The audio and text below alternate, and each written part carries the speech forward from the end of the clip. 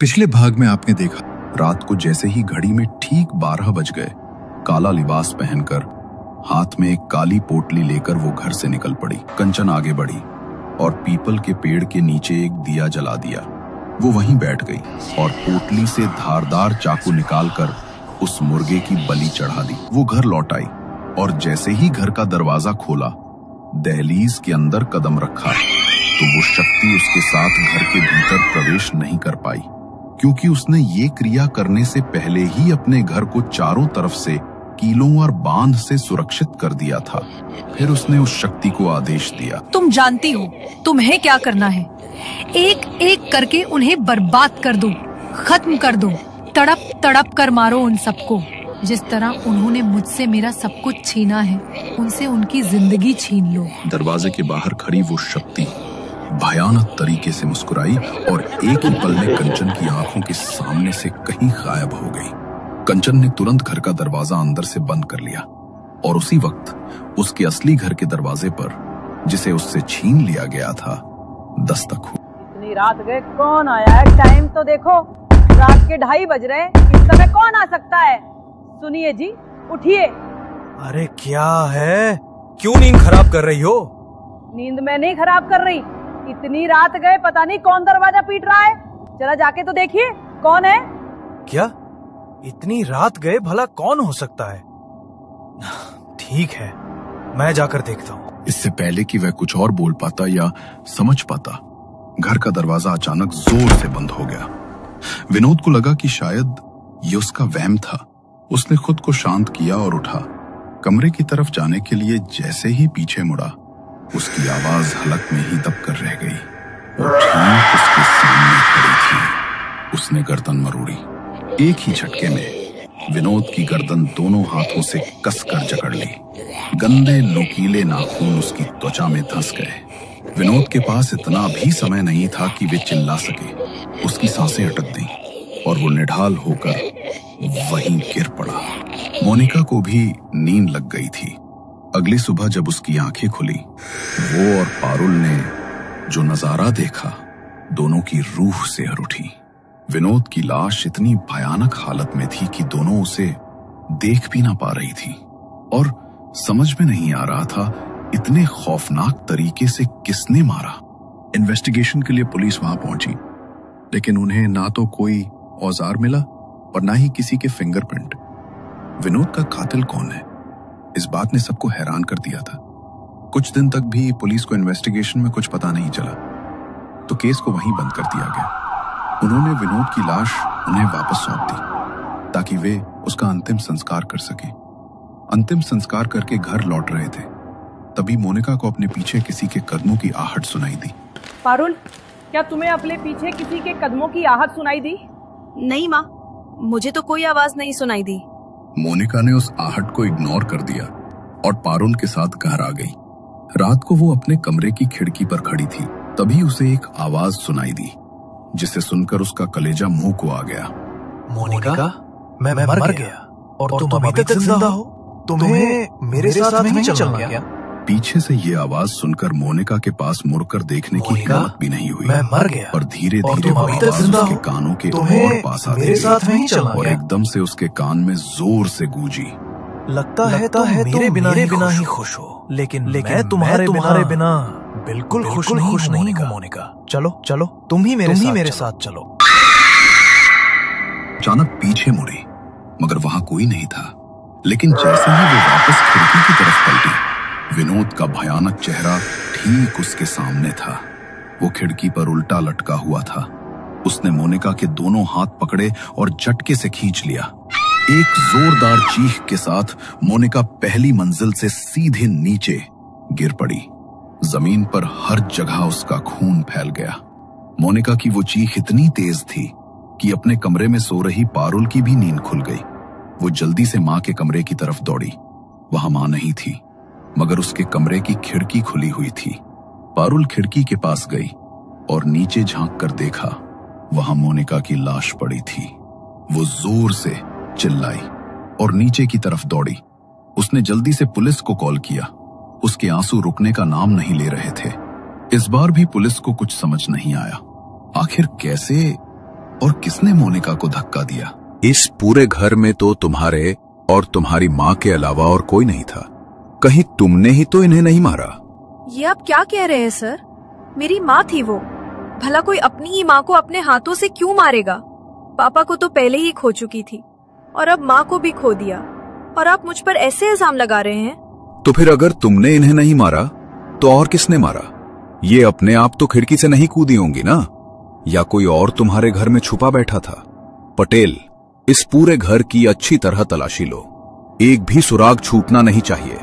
पारुल का रो रो कर बुरा हाल था। कुछ दिन तक इन्वेस्टिगेशन करने के बाद इस बार भी पुलिस के हाथ कोई सबूत नहीं लगा। उन्होंने विनोद की तरह ही मोनिका की लाश को भी हिरासत में रखा था, लेकिन जब उसकी मौत उन्हें एक सुसाइड लगने लगी तो उन्होंने उसकी लाश पारुल को वापस दे दी। अपनी मां का अंतिम संस्कार करने के लिए पारुल के साथ और कोई नहीं था सिवाय वैभव के। जब उसने मां की चिता को आग दी तो सामने से कंचन आती हुई दिखाई दी, जिसके चेहरे पर इतनी खुशी थी जितनी आज से पहले पारुल ने कभी नहीं देखी थी। आखिर करने क्या आई हो तुम यहाँ? चली जाओ यहाँ से। मैंने कहा चली जाओ। चली जाऊंगी मेरी प्यारी बहन, चली जाऊंगी। मैं तो बस तुम्हारा ये रोता हुआ चेहरा देखने आई थी। देखना चाहती थी कि जब तुमसे तुम्हारा सब कुछ छीन लिया जाए तो कैसा लगता है। लेकिन अभी तुमसे सब कुछ नहीं छीना है। अभी खोने के लिए बहुत कुछ बाकी है तुम्हारे पास। या शायद नहीं। तुम इतनी घटिया कैसे हो सकती हो कंचन? यहाँ पारुल के मम्मी पापा की जान चली गई और तुम उसे ये सब कह रही हो? शर्म आनी चाहिए तुम्हें। शर्म आनी चाहिए मुझे? अरे शर्म तो तुम जैसे घटिया लोगों को आनी चाहिए। बचपन से आज तक क्या क्या नहीं किया तुम लोगों ने मेरे साथ। मम्मी पापा के जाने के बाद जीना मुश्किल कर दिया था तुम सबने, और फिर भी मन नहीं भरा। मेरा घर, सारी प्रॉपर्टी हथिया ली। और तुम मिस्टर वैभव, तुम तो बहुत प्यार करते थे ना मुझसे, लेकिन पैसों के लालच में इतने अंधे हो गए कि मुझे छोड़कर इसके पास चले गए।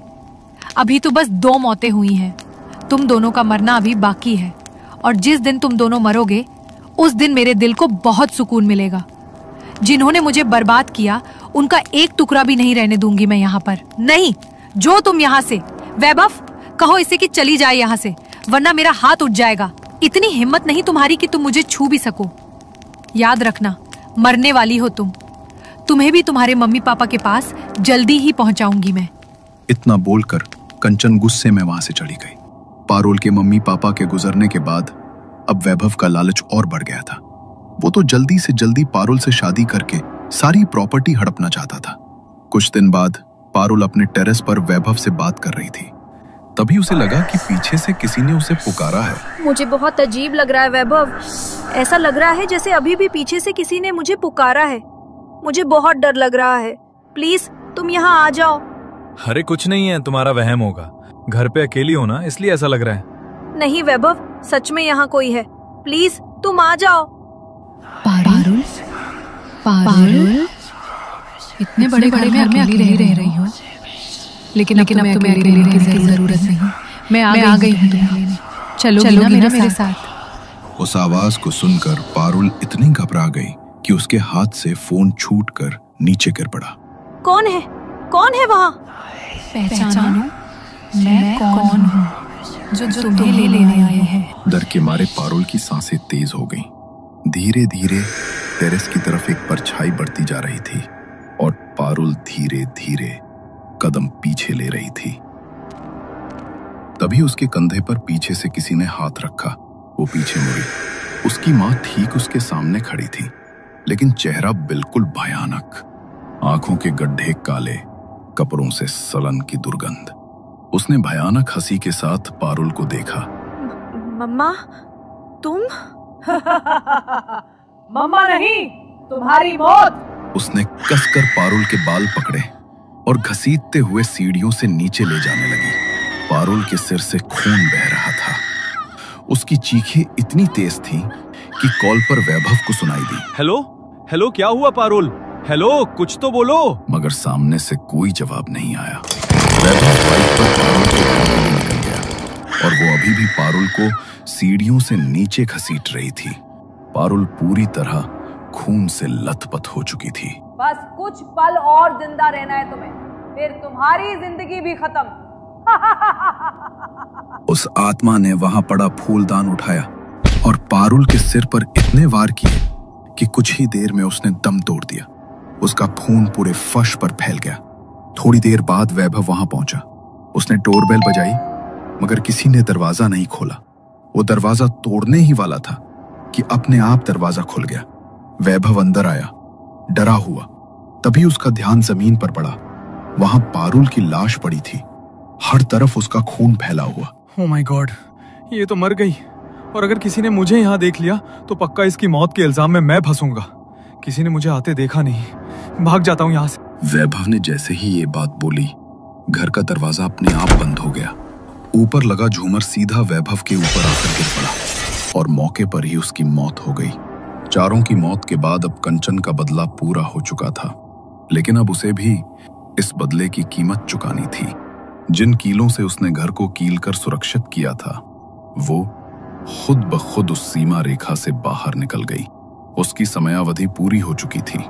उसी समय पारुल के दरवाजे पर एक दस्तक हुई और वो दस्तक होते ही पारुल की नींद टूट गई। फिर से ठक ठक की आवाज दरवाजे पर हुई। पारुल ने जाकर दरवाजा खोल दिया। हवा में कंचन, जिसे उसने साधना करके जगाया था, लहराती हुई उसके सामने खड़ी थी। भयानक मुस्कान के साथ उसे देख रही थी। अब मरने की बारी तुम्हारी है। तुम्हारा बदला मैंने ले लिया, अब मुझे उसकी कीमत दो। कंचन जानती थी कि उसके साथ क्या होने वाला है, इसलिए वो पहले से तैयार थी। उसने अपनी आंखें बंद की और वो उसके ऊपर झपट पड़ी।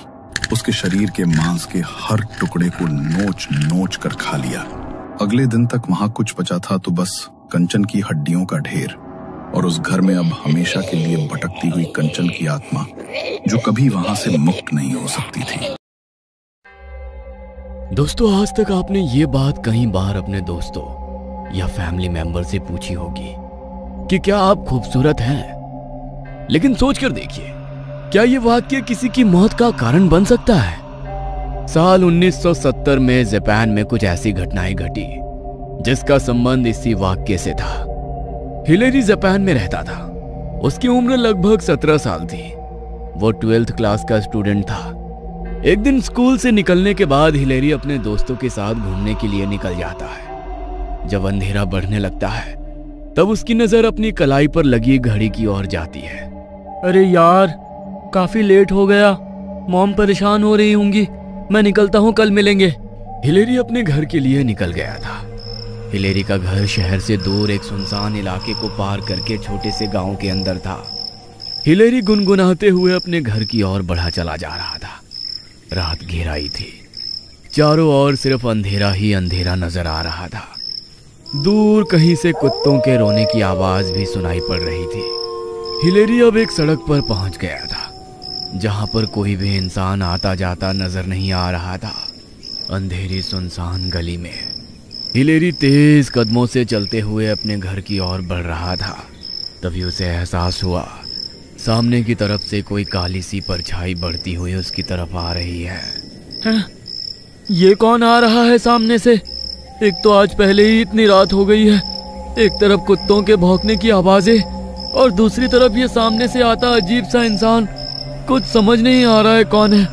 हिलेरी अभी सोच ही रहा था कि सामने से आती हुई परछाई ठीक उसके सामने आकर रुक जाती है।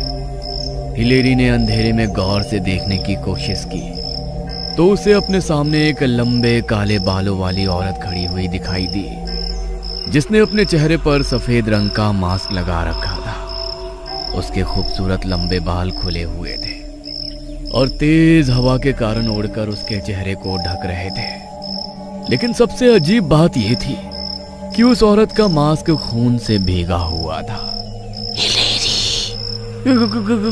कौन? मेरा नाम कैसे जानती हो तुम? हिलेरी पीछे हटता है और अपने कदम धीरे धीरे पीछे की ओर लेने लगता है। तभी वो किसी चीज से टकरा जाता है। हिलेरी मुड़कर देखता है तो उसके होश उड़ जाते हैं। उसके पीछे भी ठीक वैसे ही वेशभूषा और हुलिये वाली औरत खड़ी थी जैसी उसने अभी सामने देखी थी। हिलेरी घबरा कर वापस सामने देखता है तो सामने से वो औरत गायब हो चुकी थी। पलक झपकने से पहले वो औरत सामने से मेरे पीछे कैसे पहुंच गई? हिलेरी को अब थोड़ी घबराहट होने लगी थी। हिलेरी, क्या मैं सुंदर हूँ? ये कैसा सवाल है? मुझे नहीं पता। क्या मैं सुंदर हूँ? हाँ बिल्कुल, तुम बहुत सुंदर हो। अब मेरा रास्ता छोड़ो। क्या कहा? मैं सुंदर हूँ? मैं तुझे सुंदर दिखाई देती हूँ? ये देख मेरा चेहरा, अब बोल, क्या मैं सुंदर हूँ? जैसे ही उस औरत ने अपना खून से सना मास्क हटाया, उसके चेहरे की हालत देखकर हिलेरी की रंगों से मानो खून जमने लगा। उस औरत का चेहरा होठों के पास से कानों तक फटा हुआ था। ऐसा लगता था किसी ने छुरे से उसके चेहरे के 2 टुकड़े कर दिए हो। उसके फटे हुए मुंह से लगातार खून और मांस के टुकड़े लटकते दिखाई दे रहे थे। उसका भयानक चेहरा देखकर हिलेरी के मुंह से एक जोरदार चीख निकल जाती है। हिलेरी को चीखते देख वो औरत भी अपना पूरा मुंह खोलकर भयानक अंदाज में हंसने लगती है। औरत के लंबे बाल हवा में झूम रहे थे और मुंह खोलकर हंसने के कारण उसके चेहरे का फटा हुआ मांस दिखाई पड़ रहा था। मैं बहुत सुंदर हूँ ना, अब तुझे भी मेरे जैसा सुंदर बनना होगा, बनेगा ना तो? इतना कहकर वो औरत अपने जैकेट से एक बड़ी सी कैंची बाहर निकाल लेती है और हिलेरी के सामने उस कैंची को चलाते हुए डरावनी मुस्कुराहट दिखाई देने लगती है। हिलेरी को अपने सामने खड़ी हुई वो औरत इतनी भयानक और बदसूरत लग रही थी कि वो एक पल भी उसकी ओर देख नहीं पा रहा था। इससे पहले कि हिलेरी कुछ समझ पाता, वो औरत बिजली की तेजी से 1 सेकंड से भी कम समय में हिलेरी के बिल्कुल नजदीक आ जाती है और अपनी बड़ी सी कैंची से हिलेरी का मुंह दोनों ओर से काटकर बिल्कुल अपने जैसा बना देती है। हिलेरी के चेहरे को कैंची से कतरने के बाद भी उस औरत का गुस्सा शांत नहीं हो पा रहा था। इसलिए दर्द से कराहते हिलेरी के सीने पर भी वो कैंची से कई सारे वार करने के बाद पहले की तरह बिल्कुल सामान्य हो जाती है। अपनी जैकेट की पॉकेट से मास्क निकाल के एक बार फिर वो अपना चेहरा ढकती है और कैंची को अपनी जैकेट में रखकर वहां से अंधेरे में गायब हो जाती है। जमीन पर पड़े हुए हिलेरी के जख्मों से लगातार खून बह रहा था। दर्द से छटपटाते हुए कुछ ही देर के बाद हिलेरी ने अपने होश खो दिए थे और उसी रात ज्यादा खून बह जाने के कारण हिलेरी की मौत हो जाती है। अगली सुबह बुरी तरह से कटा फटा उसका शव गांव के लोगों को मिलता है, जिससे हर तरफ सनसनी फैल जाती है। हिलेरी की मौत के कुछ दिन बाद सैम नाम का एक लड़का शहर से थोड़ी दूर एक कमरा किराए के लिए लेता है। शाम के समय सैम एक दुकान से सामान खरीद रहा था कि तभी उस दुकान का मालिक वहां पर आकर लंबी लंबी सांसें लेने लगता है। क्या हुआ सर? आप इतने घबराए हुए क्यों नजर आ रहे हैं? मैंने अभी अभी अपनी आंखों से एक औरत को किसी बच्चे के ऊपर कैंची से हमला करते हुए देखा। अरे तो आपने उसे रोका क्यों नहीं? कौन औरत थी? वो बच्चा कहाँ है? औरत नहीं थी वो, मुझे तो ऐसा लगता है कोई भटकती आत्मा थी, धुएं की तरह गायब हो गई। दुकानदार की बात सुनकर अब तो हर तरफ डर का माहौल बन गया था। दुकानदार लौटकर अपने घर आ गया था। देर रात गए उसे अपने कमरे की खिड़की पर कुछ आहट सुनाई देती है। खिड़की के पास से आ रही आवाज सुनकर वो आदमी खिड़की खोलकर बाहर देखता है तो सामने उसे मास्क लगाए हुए एक औरत नजर आती है। कौन हो आप? दुकानदार की बात का जवाब दिए बिना वो औरत लगातार उसका दरवाजा खटखटाती रहती है। दुकानदार जाकर अपना दरवाजा खोलता है। क्या मैं सुंदर हूँ? क्या? सुंदर? हाँ, तुम बहुत सुंदर हो, अब मुझे जाने दो। दुकानदार के इतना कहते ही वो औरत अपना मास्क हटाकर दुकानदार को अपना असली चेहरा दिखा देती है, जिसे देखकर वो जोर जोर से चीखने लगता है। चिल्ला क्यों रहा है? देखना मैं कितनी सुंदर हूँ, देखना। क्या हुआ, मैं सुंदर नहीं हूँ क्या? फिर झूठ क्यों बोला मुझसे? उस भयानक शक्ल वाली औरत को देखकर वो दुकानदार थर थर कांप रहा था। अचानक ही उस औरत ने अपने जैकेट से एक कैंची निकाली और उस दुकानदार के चेहरे पर वार कर दिया और उसके चेहरे को भी मुंह के पास से काटकर अपने जैसा बना दिया। दुकानदार के चेहरे से खून और मांस के लोथड़े लटक रहे थे और वो दर्द से तड़प रहा था। कुछ ही पलों में दुकानदार बेहोश हो गया और वो औरत अपना मास्क पहनकर अंधेरे में गायब हो गई। जब से ये घटनाएं होनी शुरू हुई थी, लोग अब अंधेरे में अपने घर से बाहर आने से भी डरने लगे थे। आम लोगों के साथ साथ पुलिस वाले भी इस घटना से बहुत परेशान थे। कोई भूत प्रेत ऐसा कुछ कर सकता है, इस पर पुलिस वालों को यकीन नहीं था, इसलिए वो अपनी तरफ से इन्वेस्टिगेशन कर रहे थे। सबसे पहले देखना होगा क्या थाने में कोई ऐसा केस रिपोर्ट हुआ है जिसमें किसी औरत की लाश मिली हो और उसका चेहरा बुरी तरह से कटा फटा हो। इंस्पेक्टर कुछ देर तक फाइलें चेक करता है। वेस्ट कॉलोनी में मकान नंबर 112 में 2 महीने पहले एक औरत की लाश मिली थी जिसका चेहरा बिल्कुल कटा फटा था। मैं वहां जाकर पता करता हूँ। एड्रेस नोट करने के बाद अगले दिन इंस्पेक्टर उस एड्रेस पर जाकर पता करता है। सामने वाले घर में 2 महीने पहले किसी औरत की लाश मिली थी क्या? आप उसके बारे में कुछ बता सकते हैं? चले जाओ यहाँ से, जाओ, वरना मुझसे बुरा कोई नहीं होगा। इंस्पेक्टर उस लड़के के अजीब बर्ताव से थोड़ा घबरा जाता है और उसके घर से बाहर आ जाता है। अरे सर, उस पगलेट के घर गए थे क्या? जब से वो ओना मरी है उसका बिहेवियर ऐसा है कि कभी भी कुछ भी कर जाता है, उससे बचकर ही रहना। ओना वो 102 वाली कोचिसाके ओना, क्या हुआ था उसको? कोचिसाके बहुत सुंदर थी। उसकी सुंदरता पर मोहित होकर ही उसके पति ने उससे शादी की थी। बहुत प्यार करता था वो कोचिसाका को। कोचिसाके को भी अपनी खूबसूरती पर बड़ा नाज था, लेकिन उसकी खूबसूरती ही उसकी जान की दुश्मन बन गई। उसका पति उसे घर में कैद करके रखने लगा। वो उसे ना किसी से बात करने देता था, ना कहीं आने जाने देता था। फिर एक दिन उसे युद्ध करने के लिए जाना पड़ा, क्योंकि वो एक सामुराई था। अपनी पत्नी को घर में कैद करके वो युद्ध के लिए चला गया। जाते हुए उसने अपनी पत्नी को हिदायत दी कि वो किसी के साथ ना बात करे, ना ही दोस्ती बढ़ाए। लेकिन पति के जाने के बाद कोचिसाके ने इस मौके का फायदा उठाया और एक आदमी के साथ उसकी नजदीकियां बढ़ गई। पति की अनुपस्थिति में वो आदमी कोचिसाका के घर जाता और दोनों पूरा दिन एक दूसरे के साथ बिताते। एक दिन कोचिसाके का पति अचानक घर लौट आया। घर आकर जब उसने अपनी पत्नी को गैर मर्द के साथ देखा तो वो गुस्से से पागल हो गया। पहले तो उसने पत्नी की प्रेमी को बहुत पीटा और फिर कोचिसाका को उसकी बेवफाई की सजा देने के लिए कैंची से उसका चेहरा बुरी तरह से काट दिया, ताकि आज के बाद कोई उसके खूबसूरत चेहरे को देखकर उसकी ओर आकर्षित ना हो। कोचिसाका ओना के चेहरे पर हर बार वार करने के बाद उसका पति उससे एक ही सवाल पूछता, अभी भी तुझे लगता है कि तू सुंदर है? बोल, अभी भी सुंदर है तू? पत्नी पर अपना गुस्सा निकालने के बाद वो कोचिसाका को ऐसे ही छोड़कर घर से बाहर भाग गया। अगले दिन सुबह हर तरफ खून बिखरा देख जब मोहल्ले वाले कोचिसाका के घर पहुंचे, तब तक उसकी मौत हो चुकी थी। लेकिन उसके प्रेमी में अभी भी सांस बाकी थी।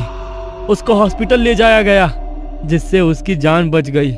लेकिन कोचिसाका की मौत के गम में वो अपनी सुध बुध खो बैठा। जिस आदमी के घर से आप अभी आए हो ना, वही वो आदमी है। वो आज भी हर पल कोचिसाका का नाम लेकर उसे पुकारा करता है। और ओना का पति, वो कहाँ गया? कुछ दिन बाद वो बहुत बुरी हालत में मिला था। लोग बोलते हैं उसका चेहरा भी पहचानने लायक नहीं बचा था। उसे भी बिल्कुल वैसे ही मारा गया था जैसे उसने अपनी पत्नी को मारा था। इंस्पेक्टर को अब सारी कहानी समझ आ गई थी। कोचिसाका की आत्मा ही रात में छुरा लेकर घूमती है। जिस तरह से उसके पति ने उसे मारा, उसी तरह वो भी सबको मार रही है और सबसे वही सवाल पूछती है जो मरते समय उसके पति ने उससे पूछा था कि क्या वो सुंदर है। इंस्पेक्टर को समझ में आ गया था कि वो सारी घटनाएं पैरानॉर्मल एक्टिविटीज है, जिसमें वो चाहकर भी कुछ नहीं कर सकता। 1970 में लगातार ऐसी घटनाएं होती रही और फिर अचानक ही कोचिसाका का ख्वाब जापान से खत्म हो गया। कोई नहीं जानता कि कोचिसाका अचानक क्यों और कैसे गायब हो गई, लेकिन कोचिसाका की डरावनी कहानियां आज भी लोगों की जुबान पर ताजा है।